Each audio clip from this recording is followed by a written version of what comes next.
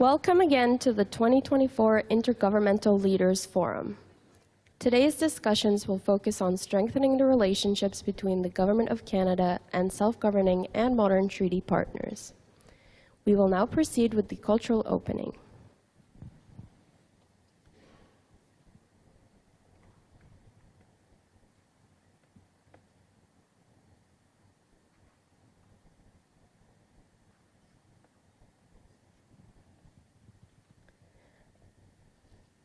I will now welcome the Knowledge Keeper, Shirley Tolley, to do the opening prayer.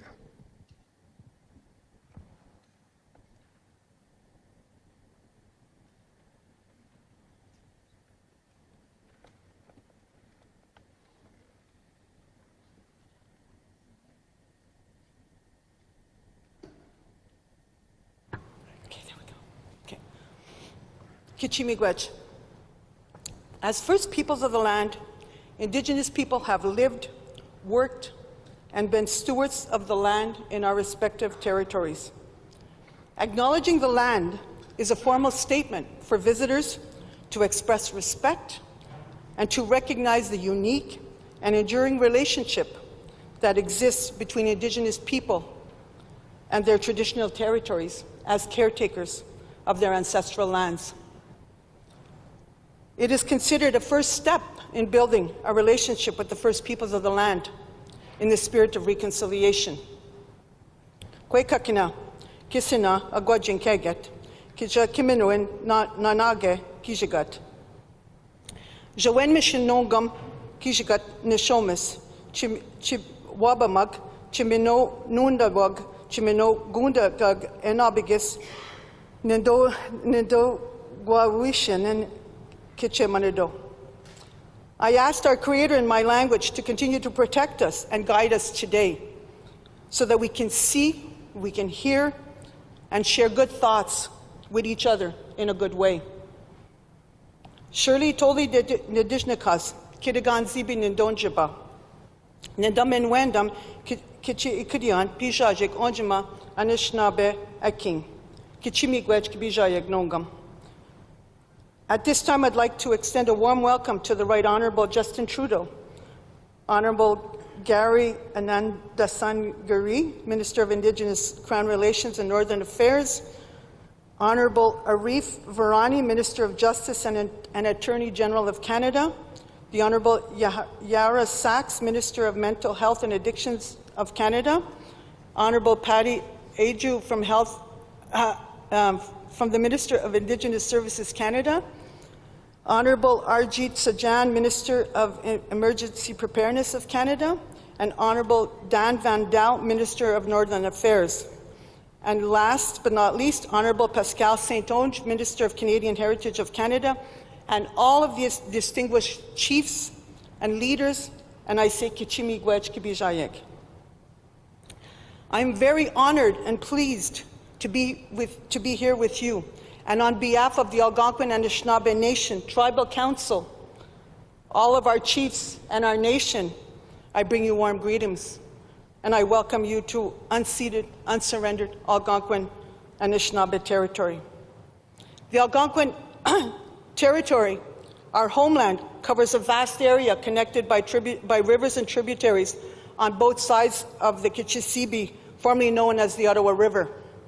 My ancestors traveled all across this area to hunt, to trap, to travel, and to trade goods.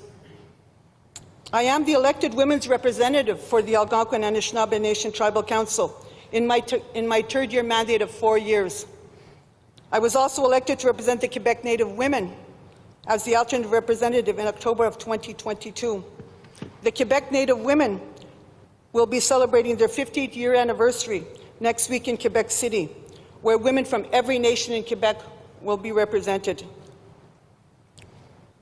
Bonjour à tous, je m'appelle Shirley Tolley et je suis née et j'ai été élevée dans ma communauté de Kirigan-Zibi.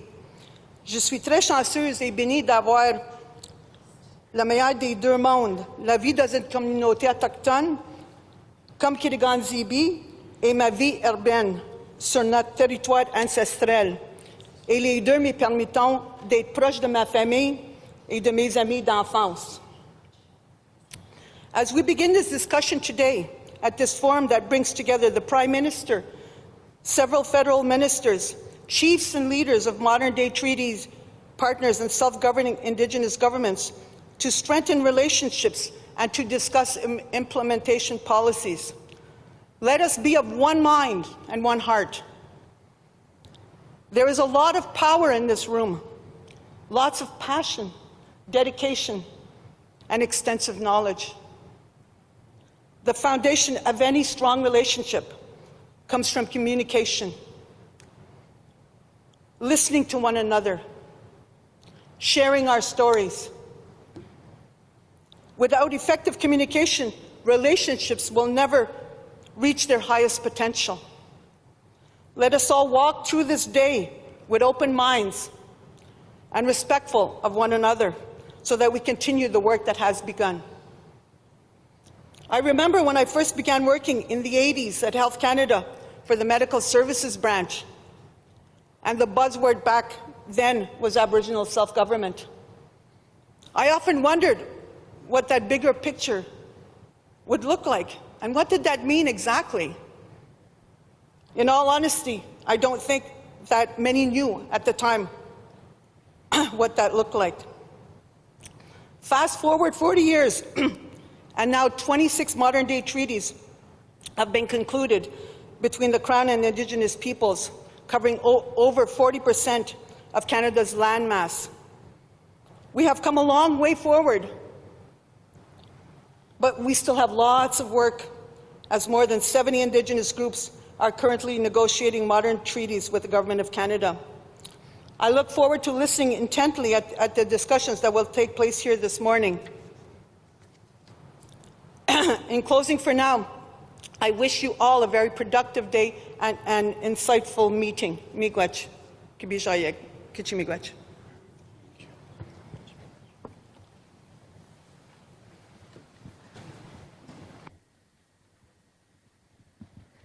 Thank you for the opening prayer, Knowledge Keeper Shirley Tully. It is now time to welcome the Tetlit Gwich'in dancers who have come a long way from Fort McPherson in the Northwest Territories to bring us joy with their cultural performance.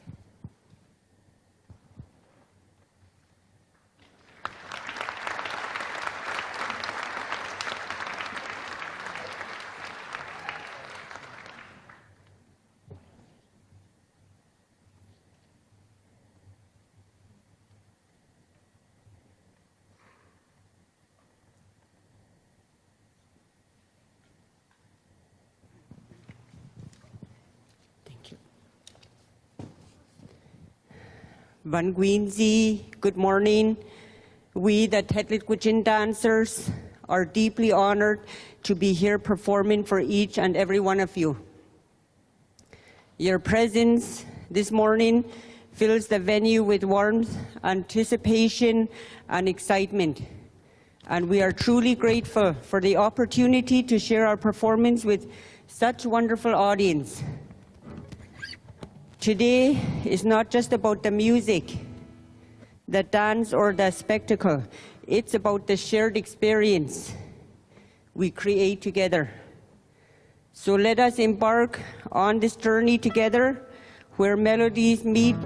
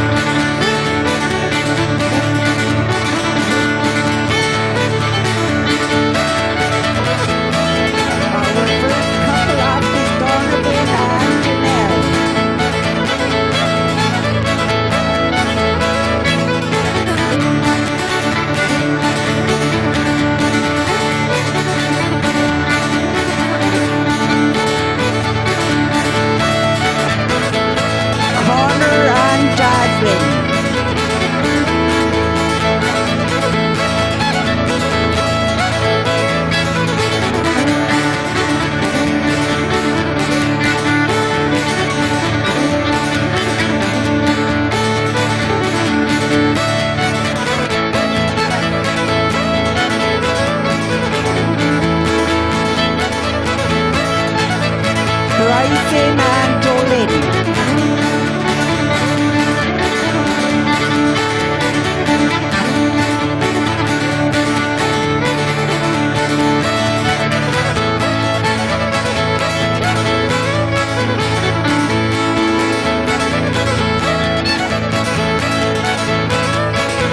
Ethan and Peyton.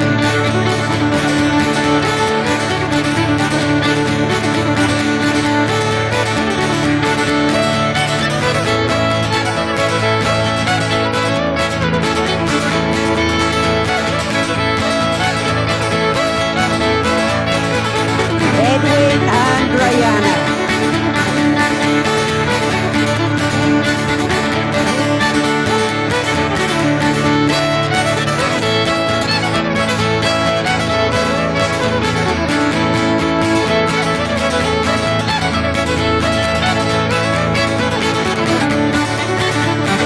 Xander and Jalen.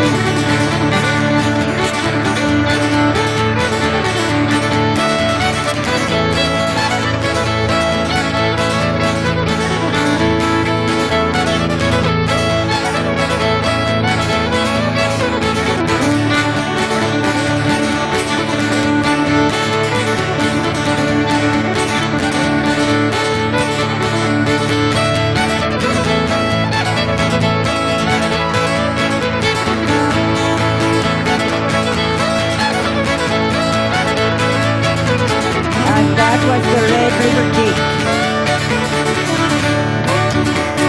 Our next performance.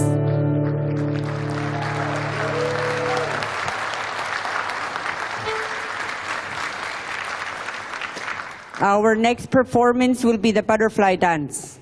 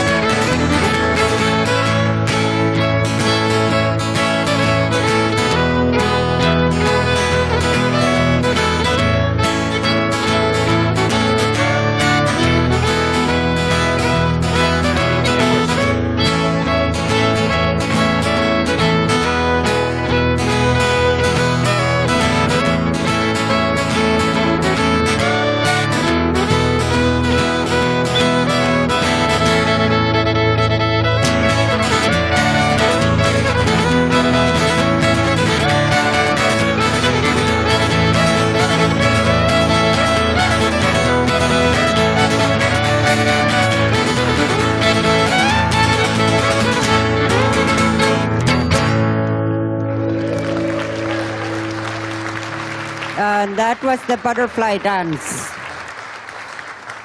At this time, I would like to ask Janelle and Jocelyn to come and pick up Prime Minister Trudeau, Jolene Vitraqua, and Peyton to pick up Minister Ananda Sangri.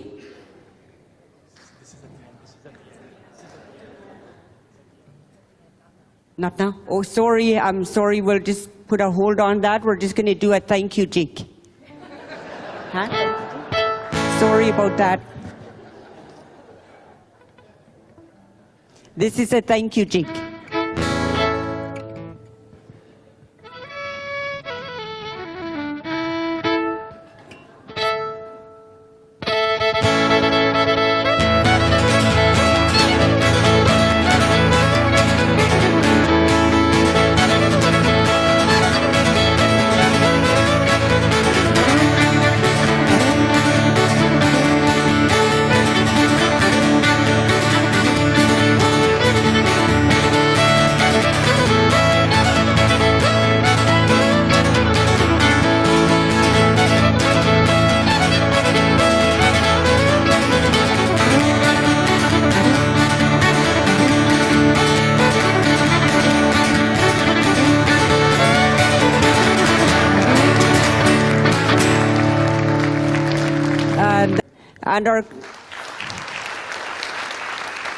and our guitar player, Nolan Kasuk.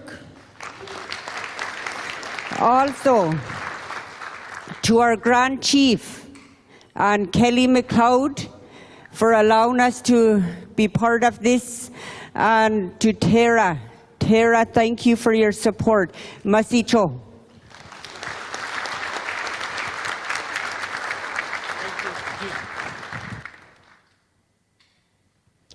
Thank you dearly to the Tetlit-Gwich'in dancers for your beautiful performance. We will now have the pleasure to hear opening remarks from the Right Honourable Justin Trudeau, President Eva Clayton, and Chief Robert Louis. And now, the Prime Minister of Canada, the Right Honourable Justin Trudeau. Hello everyone, Kwekwe, Ullukut. Je reconnais qu'on est sur le territoire traditionnel non cédé de la nation algonquine Anishinaabe. I want to thank Shirley, the Knowledge Keeper, for the opening prayer, as well as saying Masicho to the Tetlit-Gwich'in dancers. Thank you very much, and if this meeting goes well and we're in the mood for celebrating at the end, I look forward to dancing with you at the end of this. It is so great to be here today with the leaders representing modern treaty and self-governing Indigenous governments. Je suis très heureux d'être accompagné aujourd'hui par plusieurs ministres, ce qui démontre bien notre approche pan-gouvernementale. Les ministres Anand Sangari, Virani, Sachs, Haidu, Sajjan, Vandal, et Saint-Onge, as well as I saw a couple of MPs in the room, including Brendan Hanley from the Yukon. Great to see so many different leaders and representatives here, but mostly such a pleasure to see so many leaders gathered around this table. In a few minutes, President Clayton from the Niska Nation and Chief Robert Louis from Westbank First Nation will provide their opening remarks as well. I just want to say how important it is for me to be here as part of this permanent forum to advance our work with all of you as partners. Modern treaties articulate the relationships, objectives, obligations, and responsibilities of their signatories. These agreements are at the heart of the new era of Indigenous relations as we get out from under the colonial relics of the Indian Act and move towards strong, independent, self-governing and self-actualizing communities and nations. That's a real shift from the way things used to be done when politicians sat around tables in Ottawa and made decisions about you without you. But since 2015, we've done things differently.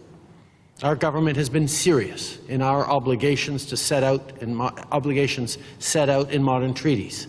We're committed to fully embody true nation-to-nation and Inuit Crown relationships.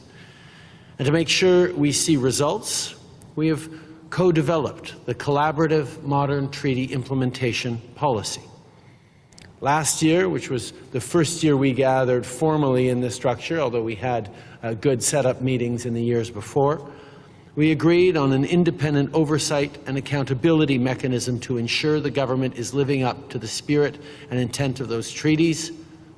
So today, I am extremely happy to announce that together we will be moving forward to create a Commissioner for Modern Treaty Implementation as an agent of Parliament.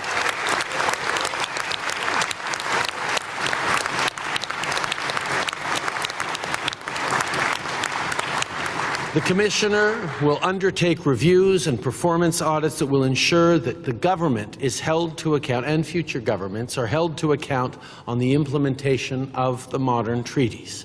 And to support the functions of the Commissioner and to stand up the office, we're providing over $10 million over the next 4 years. This is a lasting commitment to be a better treaty partner. La mise en œuvre d'accords sur l'autonomie gouvernementale et de traités modernes est au cœur de notre travail vers la réconciliation, et le commissaire qu'on va nommer après des consultations avec vous va nous aider à s'assurer qu'on réalise de vrais progrès. As you know, we announced a lot of measures in our most recent budget to support Indigenous peoples, whether it's with investments in healthcare, education, housing, infrastructure or to create jobs and prosperity and economic independence. Our budget is all about fairness. It's about making sure everyone has a fair chance at success, including, of course, First Nations, Inuit, and Métis communities for generations to come. Now, over the past years, as a government, we've been talking about reconciliation. I've had people come up to me and say, okay, it's been 8 years, when is reconciliation going to be done?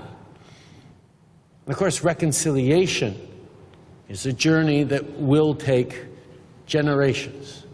What took generations to break, centuries even, will take generations to fix. But what modern treaties and self-governing agreements show is where we are going together, to a point where Indigenous nations and communities control their own future, their own present, their own institutions, their own direction, and serve directly their people in a true nation-to-nation Crown Indigenous partnership, Crown Inuit partnership around the country. This work that is being done by 26 communities around this, nations around this table, is a start. Every year for the coming years, we will be adding self-governing modern treaty nations to this table as more and more Indigenous people get to control their own future, their own destiny in true partnership with the federal government, where you lead the way. That's what this table is all about. It is small for now, but it will grow as more and more communities follow your lead. And that's why I want to thank all of you sitting around this table for the leadership that you have shown in not just charting a path for your own communities and nations, but inspiring and showing the steps that all Indigenous people can take at their own pace and as they are ready to build this true partnership that is at the core of not just the modern treaties, but all treaties signed in this country over the past centuries. One of true partnership on this land, true partnership as we move forward in a just and fair way for everyone who shares this beautiful country, this incredible land. So I thank you for all your leadership in getting here. I thank the ministers for all the hard work they've done, but all the hard work we're going to continue to do together to grow, to establish a path that is irreversible towards a better future for everyone in this land. Thank you all for being here today. I'm very happy now to pass it over to President Eva Clayton. Merci beaucoup tout le monde. Miigwech, kuyanamik. Merci.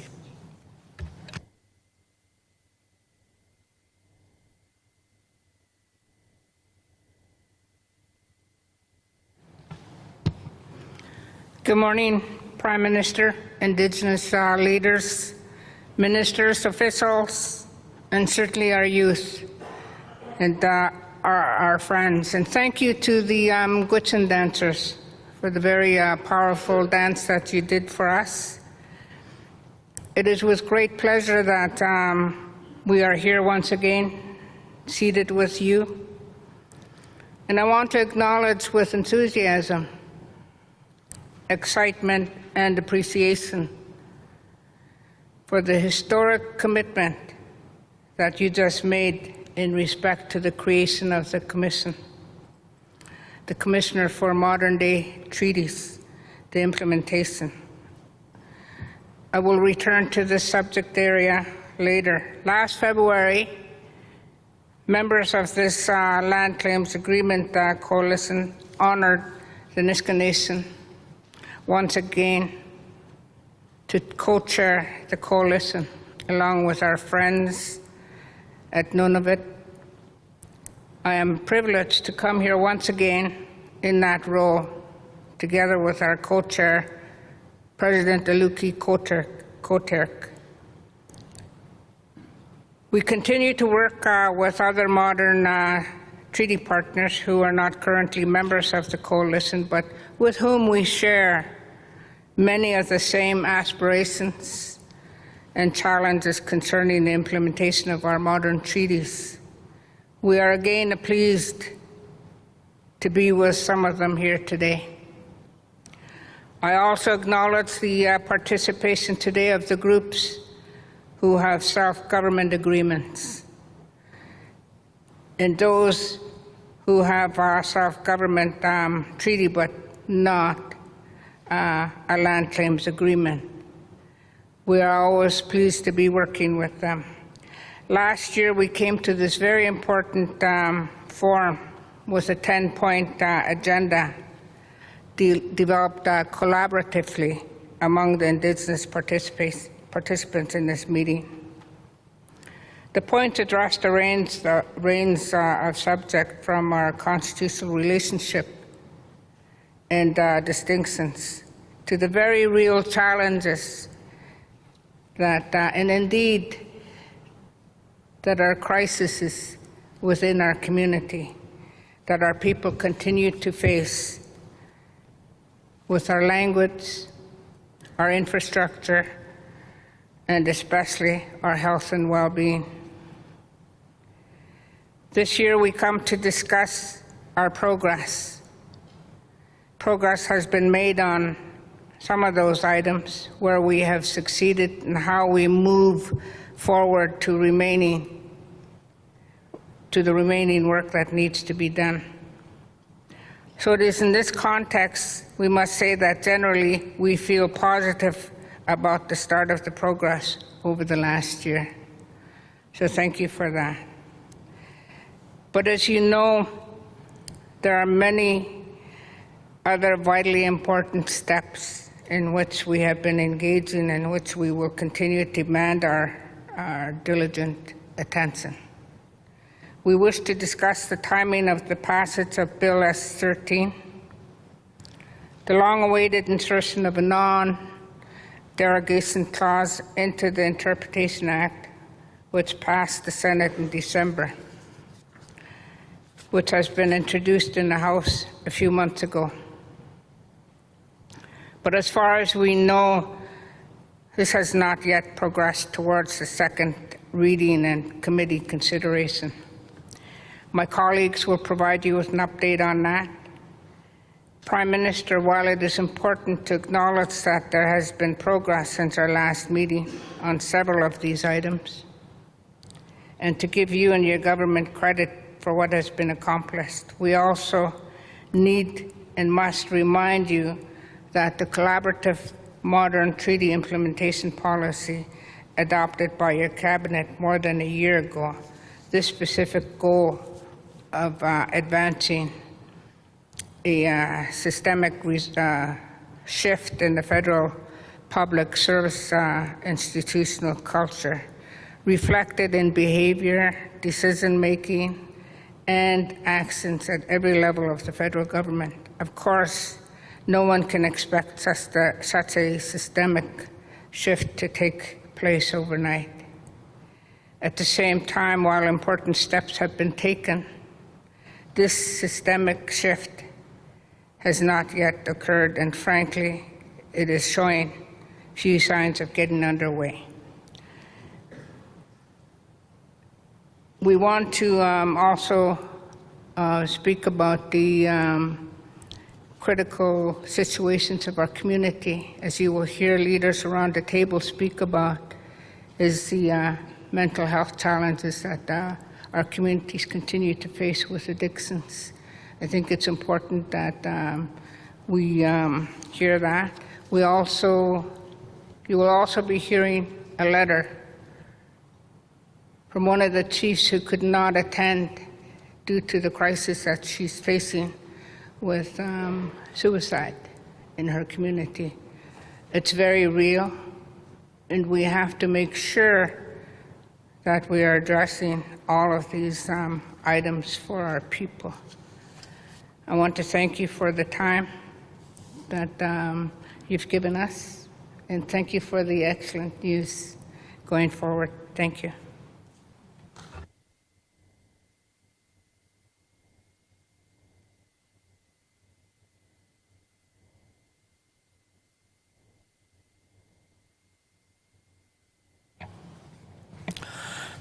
Limlim to Shirley, the Algonquin Anishinaabe people, and to their ancestors for allowing us and welcoming us to their traditional territory.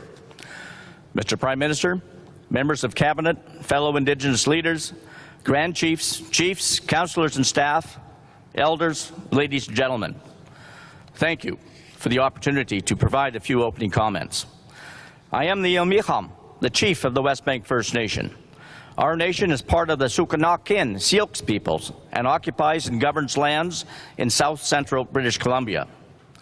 Last year, I remarked that there is much more in common between the nations represented in this room than what has set us apart. We are unified and determined to work together.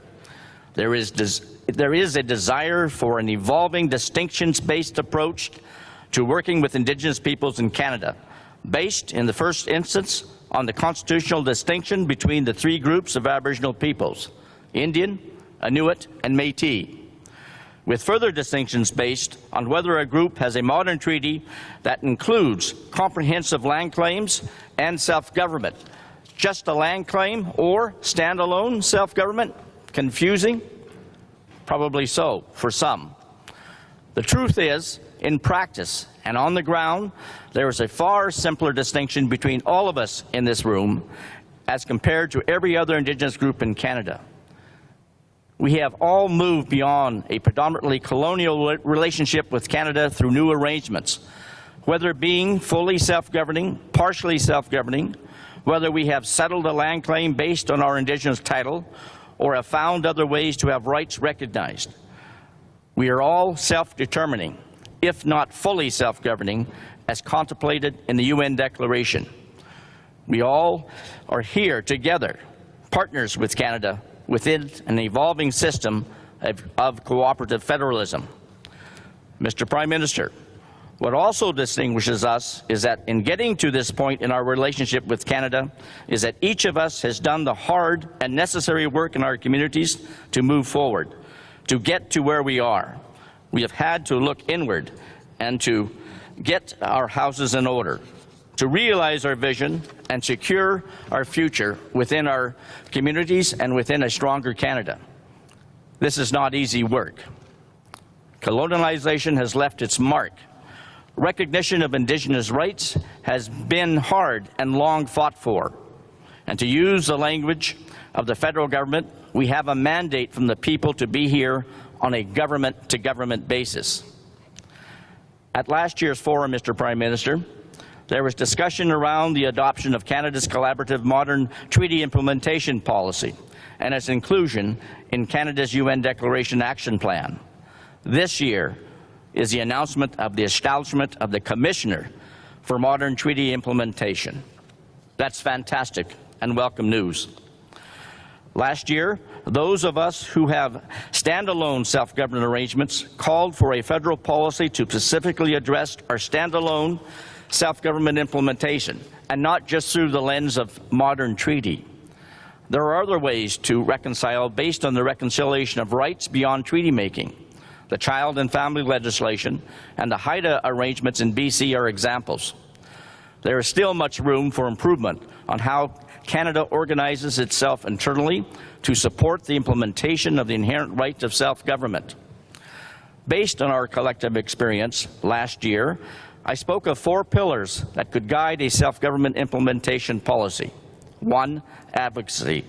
2, exercise of jurisdiction. 3, fiscal relations. And 4, evolution of self-government. I won't go into detail again. Your ministers and staff should be fully aware of this.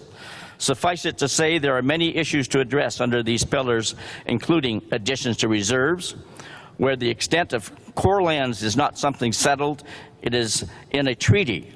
There are issues of taxation and revenue sharing, along with expanded jurisdiction, to name a few. Mr. Prime Minister, I am pleased to report that our group has presented a proposed draft self-government implementation policy to your officials to consider. Further work is contemplated in this draft policy, and it will be discussed later today by my colleagues. Your serious consideration of this drafted policy is asked of you and this government. Looking forward, it is important to remember that today, either inside or outside of modern land claims agreements, There are less than 30 Indigenous groups recognized as self-governing in Canada, and most of those around this table are self-governing as part of modern treaties that include land claims. With rights recognition and implementation, the UN Declaration is part of this work. Most, if not all, Indigenous groups will, we all must assume, be recognized as self-governing at some point. For First Nations, the timing of this transition is heavily dependent on how long it will take the federal government to improve the mechanisms to support groups from moving out from under the Indian Act, something, Mr. Prime Minister, you personally committed to seeing done in your important speech to the House of Commons on February 14, 2018, where you spoke of developing a comprehensive recognition of rights and implementation framework. The federal government still needs to get its house in order. As this work proceeds in collaboration with First Nations, the number of faces around this table, as you have indicated, will indeed increase significantly. As you may be aware, Mr. Prime Minister, I also wear another hat. I am the chair of the First Nations Lands Advisory Board. Some of the First Nations around this table were under land codes prior to their self-government. Today, if you include 118 First Nations with land codes and those exercising lawmaking authority in child and family, education or taxation, over 1/3 of First Nations in Canada are already self-governing in some form with lands jurisdiction or other forms of self-government. This in itself is impressive.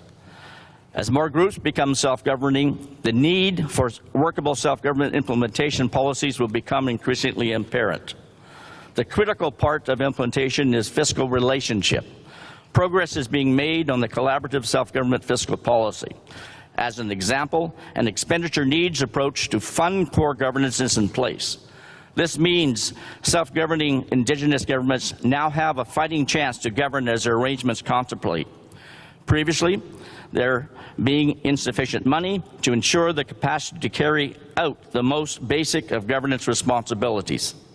However, as will be discussed later today, there is much work to complete the policy annexes and determine the expenditure need in each of the subject areas. We actually govern, which includes an enforcement of First Nations laws, lands, health, education, culture and language, and so on. The policy, if examined, is perhaps 25% complete. There are 3 subject areas we are told will be going to Cabinet soon with money implications based on expenditure need modeling: lands, infrastructure, and language. Again, this will be discussed later. Mr. Prime Minister, we ask that you make this a priority. The work is transformative and much needed by our people. Without adequate funding, our powers of self-government are hollow and extremely difficult to implement.